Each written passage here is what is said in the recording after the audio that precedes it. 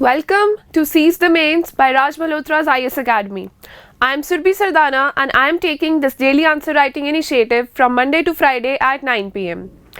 In this initiative, we discuss UPSC level sample questions and we learn how to build answers for them.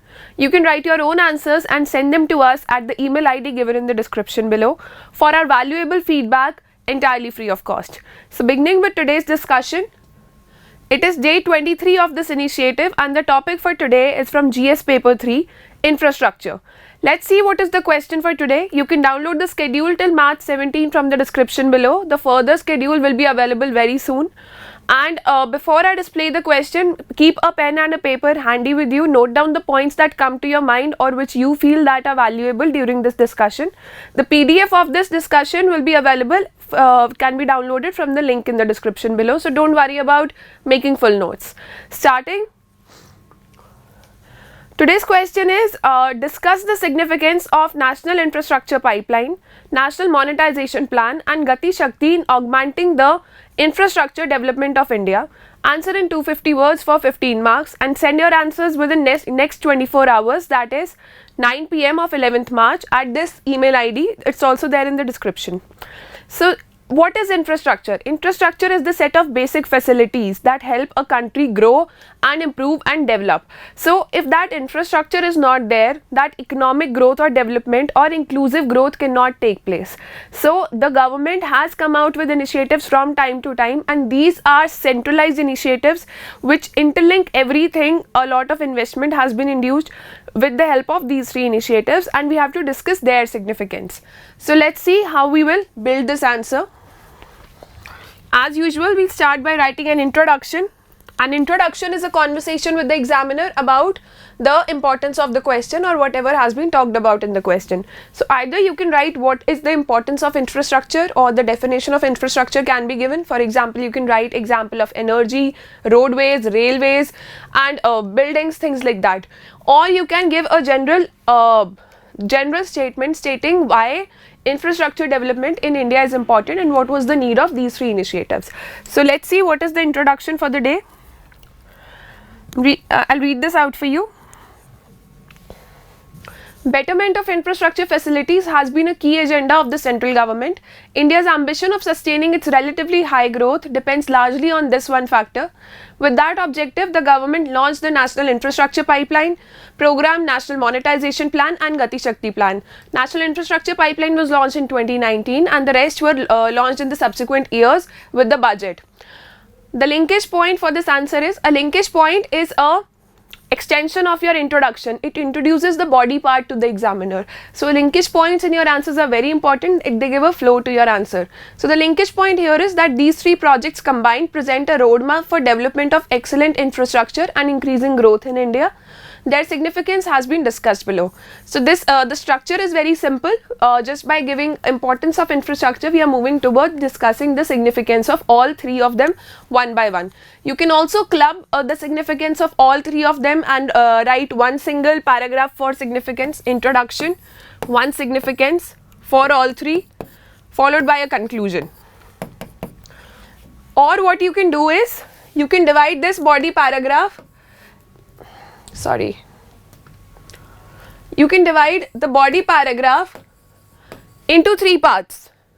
The first can cover your national infrastructure pipeline, the second one National Monetization Plan and the third one Gati Shakti. You can discuss their significances separately. This way you can also talk about the details which entail three of them separately. So, moving on to a body paragraph talking about National Infrastructure Pipeline and its significance first. So, as you know, the NPA problem has been there in India for many years, due to which investment is not taking place, especially on the infrastructure front. And when investment in infrastructure is not there, there is lesser number of jobs, ease of doing business is less and the quality of life gets lower. Social mobility cannot take place.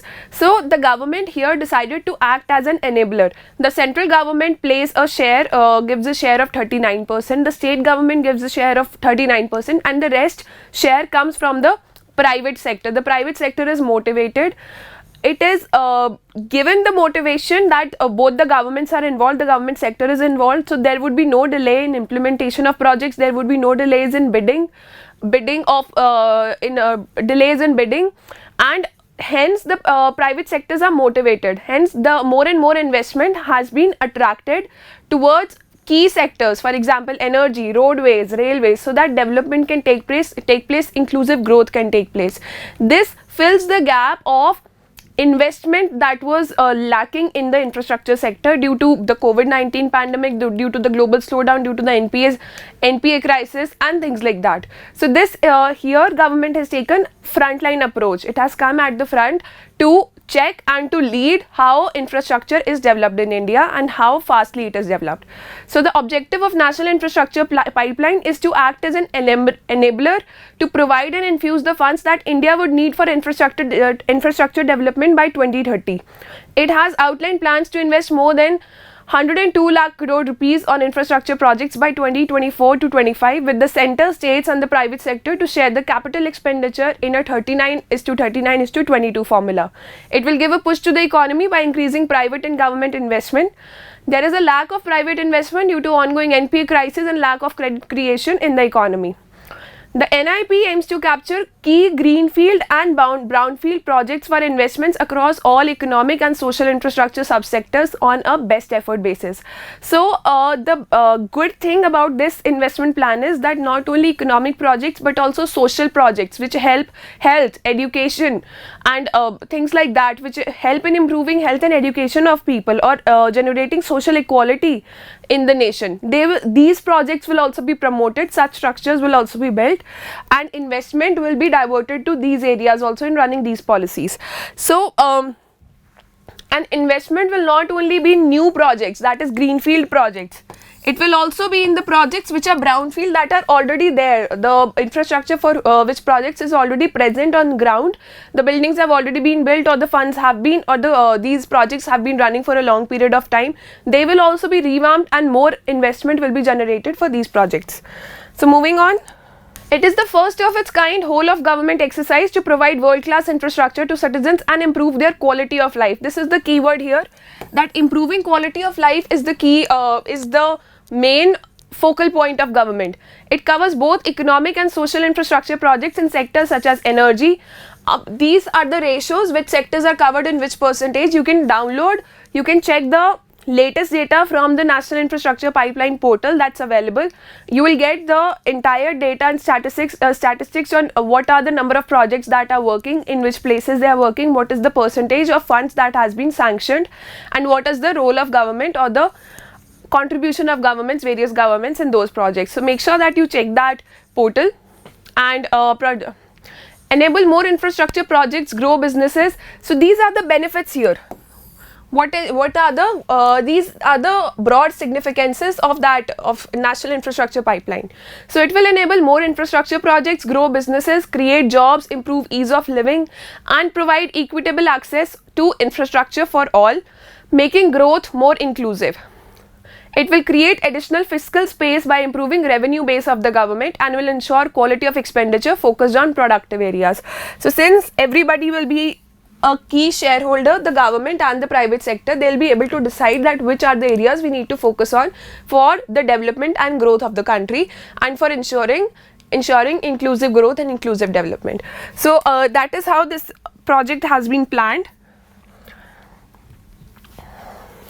Projects will be adequately prepared and launched. It will provide better view of project supply, time to be better prepared for project bidding, reducing aggressive bids, failure in project delivery, ensuring enhanced access to sources of finance as a result of increased investor confidence. So earlier what used to happen, whenever tenders used to be passed or biddings for tenders used to take place, the private sectors and the government sector, the government who had to give out the tenders or the contracts and the private sector who had to take those contracts, they used to act in competition, that to have more and more profit, to have more and more benefit.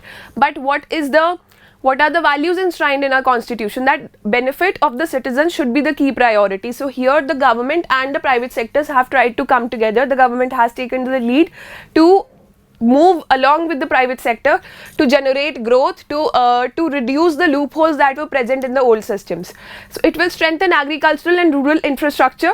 Irrigation and rural infrastructure projects would account for 7.7 lakh crore each, which is increasing from time to time. So this could be a breakthrough in the infrastructure development of the growth story of India. It will increase the connectivity in India, obviously, because when we have projects running in this mode for railways, roadways, airlines and energy sectors, so connectivity will increase and development will grow, especially in rural areas through road and railway projects. So these were the broad significances of national infrastructure pipeline. Moving on to the next point, next part of this question. But before that, you can draw a figure like this. Download the PDF of this and check this one out in detail. You just have to draw 4 boxes or things like that.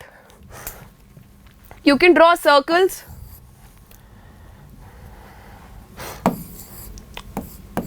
And mention whatever data that you know, whatever the key points of these significances that you know about by writing 1, 2, 3 and 4 points. You don't have to draw any complicated diagrams like these.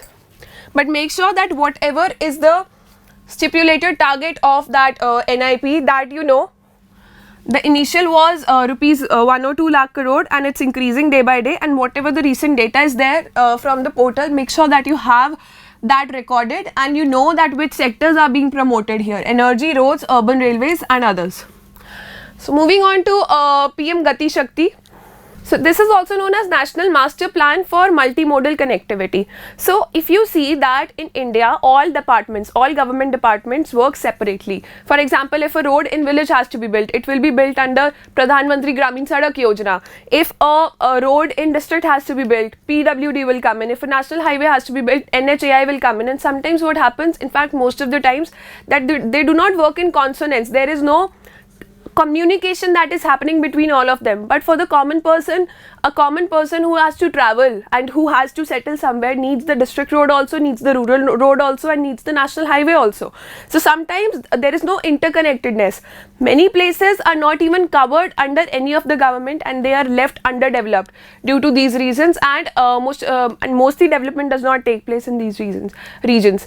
So there are things like that. Sometimes roads are built and after 1 month of building the road, again digging is taking place because optical fibers had to be put in, and this communication wasn't held between the department putting optical fibers, your telecom department, and the department building roads, because there was no communication. So what happens, the losses come back to the common person. The taxes that we pay to the government, they are lost, that money is lost. Imagine building a house, would you break it again and again because the electrician could not come on time, or the plumber could not come on time, or anything like that could not happen on time? There is a proper planning that has to be done, and that has to be done on the countrywide basis also amongst all departments.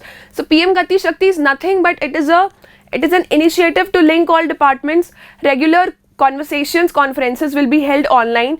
All the departments, the progress of all the departments, infrastructure projects that are being carried out, they will be uploaded on the website. So if a certain department is planning to lay optical fiber on a road, so it can check the development of transport ministry, or you can this department can directly connect with the PWD, which is laying down the roads, and check that when are they planning to launch the when are they planning to build the next road. So with that consonance, with that interlinkage, the losses come down and it helps the common citizen. So presently all transportation modes, rail, road, airway, waterway, etc. are treated in silos where individual ministries design their schemes and policies. Gati Shakti plan will integrate them for faster connectivity. Common people will be able to travel at faster speeds. Businessmen will be able to receive raw materials and send finished goods at faster speeds. It will help creating new economic zones for exports, synergy with Make in India, Assemble in India, production linked incentive scheme. Thus our local manufacturers will become globally competitive, hence increasing jobs and GDP. So this is a very ambitious program which is trying to be put there online. Many separate departments were conducting this. Many ways of approach were already there on separate department websites. Now this has interlinked all the departments on one particular portal. So it aims to institutionalize holistic planning for major infrastructure projects. The projects will be designed and executed with a common vision and will incorporate the infrastructure schemes of various ministries and state governments, such as the Bharatmala Road Project, Sagarmala Waterways Plan, ports and the Udan scheme. Economic zones like textile clusters, pharmaceutical clusters, defense corridors, electronic parks, industrial corridors, agricultural zones will be covered to improve connectivity and make Indian businesses more competitive. So from where your raw materials are coming, where are they going? There would be more connectivity in roadways, railways and in the infrastructure projects that are, for example, industries are being set up by the government. There would be more connectivity between from where raw materials are coming and where they are going to.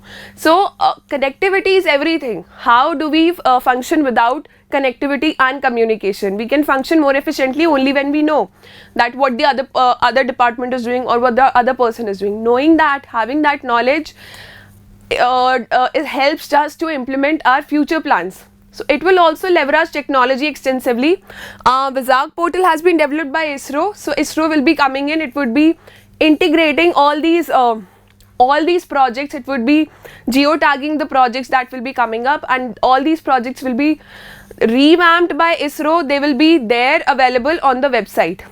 So it will also leverage technology extensively, including spatial planning tools with ISRO satellite imagery. This will be used for real-time monitoring of projects. When we talk about the logistical cost, especially in the shipping industry, the logistical cost of shipping industry of India are way higher than those of developed countries or of those countries whose shipping industry has developed at a very whose shipping industry is very much developed. So due to this connectivity, everybody will know where the product is starting and when will it reach to the port. So due to that connectivity, these logistical costs will also come down, and from like 13 to 14% of GDP to about whatever is there for the developed economies. It will also increase cargo handling capacity and reduce the turnaround time at ports to boost trade. It will reduce implementation overlaps and save taxpayers' money. This is the example that we studied about, that whenever a road is built, road and optical fiber example. So make sure that you read it after downloading the presentation.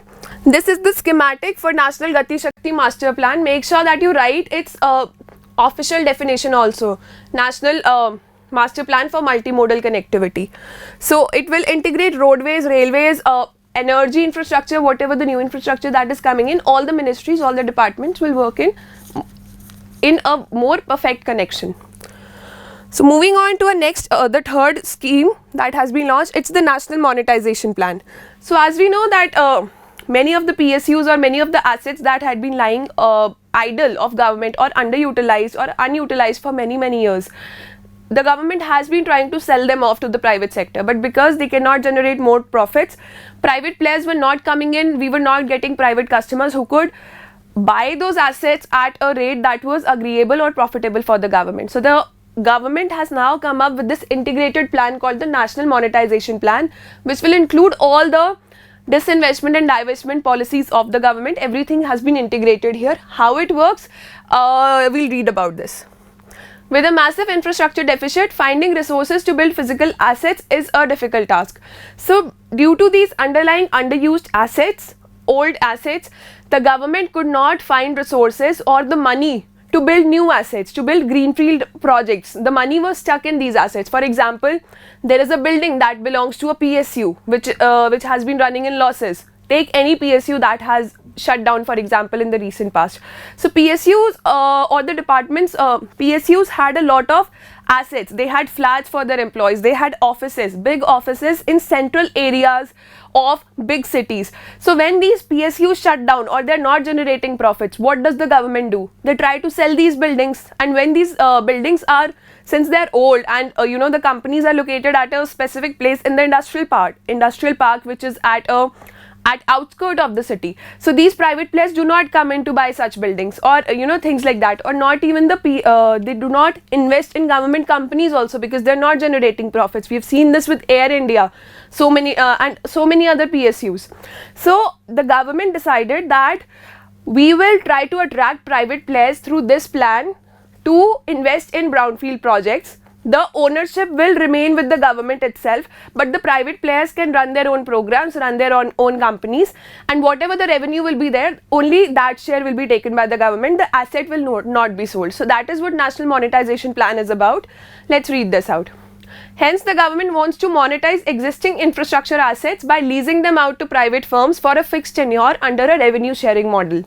The government has identified 13 sectors, including airports, railways, roads, shipping, gas, etc., which will be privatized as the government aims to monetize its brownfield and infrastructure assets. So, if you know about the Indira Gandhi International Airport, until and unless it belonged to the government, there were not many runways, there were not many flights as they're running today, and not and the number of runways that we have today at that airport.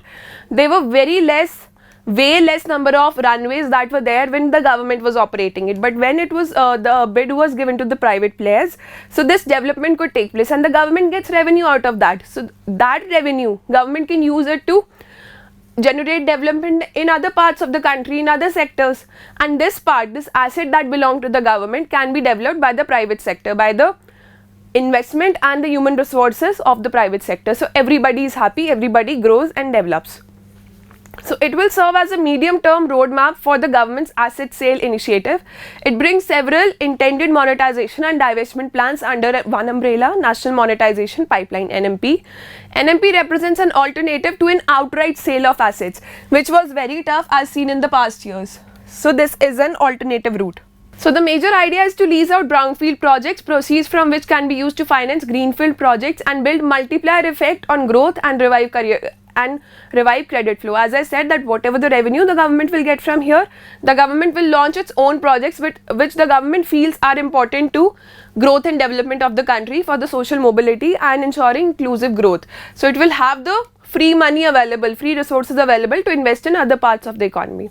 The ownership of the assets monetized though will remain with the government, with the private players taking on the operational risk. So it's a win-win situation for the government. That's why this plan has been launched. So this point is very significant.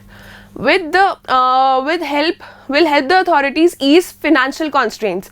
For example, a stadium built by the government. So here we talk about that a stadium that has been built by the government, that belongs to the government, and on that stadium only one match is held in a particular year, and no other matches are held, or no international matches are held. Obviously state level or district level matches must be held, but the stadium is not generating as much revenue for the government as there was investment in that. So if we can give it to private players for operation, and the private players can use it for their own benefits or for running their own programs, the government can generate revenue out of that stadium. And since the ownership belongs to the government, so whenever a match has to be held, the government has a say, and the match can be conducted after the requisite development that needs to be there. So will help the authorities ease financial constraints. For example, a stadium built by the government that remains idle for most part of the year can be leased to a private party that can efficiently manage it by organizing cultural functions and allowing the public to use it for a fee. So the private sector also, just like your tolls are operated. Tolls are also operated on a public-private partnership model. The highways are built by the government and private players in partnership, and the toll is operated in a public-private partnership model. The private players also are able to get their revenue and earn out of it, and the government also gets its share. So that's how this scheme has been planned. For the conclusion, since we have talked about all these three separately, make sure that you add schematics which have been given here. So for the conclusion, we'll give just a basic thing, that Sustainable Development Goal 9. I've already told you that you need to remember all the 17 Sustainable Development Goals and use it in your answer. So Sustainable Development Goal 9 is about development of infrastructure and emphasizing on the development of infrastructure for growth, for ease of living, for inclusive development. So all these three initiatives will help in ensuring the achievement of Sustainable Development Goal 9 for the nation. However, you can also talk about the drawbacks of these schemes, because a lot of state government's role is also there in the first scheme, National Infrastructure Pipeline that we talked about. Will the states be, especially the states where opposition parties are leading, will those states be willing to have that partnership, that financial partnership in a project launched by the central government? So that remains an issue. The funding remains an issue, and will the private players be interested, as they have not been interested in the past? So, and obviously any scheme any scheme, the success of any scheme depends on the implementation of it. So talk about the implementation issues that are there, and let's conclude by saying that Sustainable Development Goal 9 aims to build resilient infrastructure, promote sustainable industrialization and foster innovation. These 3 initiatives will greatly help in boosting infrastructure in the country. However, the success will depend on the implementation of these initiatives. So very simple conclusion. We have adequately addressed this answer. Make sure that you frame your own answer and send them to us by 9 p.m. tomorrow at this email ID. Tomorrow we'll take a case study that from ethics GS paper 4. That would be the first case study that we'll be discussing. We'll try to take a case study which has been asked by UPSC recently, so that you know how official case studies are asked and how to handle them, how to answer them. The case study has not been shown today, it will be shown to you tomorrow, and after the discussion you will have 24 hours to share your answer. So keep working hard, keep sharing your answers and keep improving with us. All the best.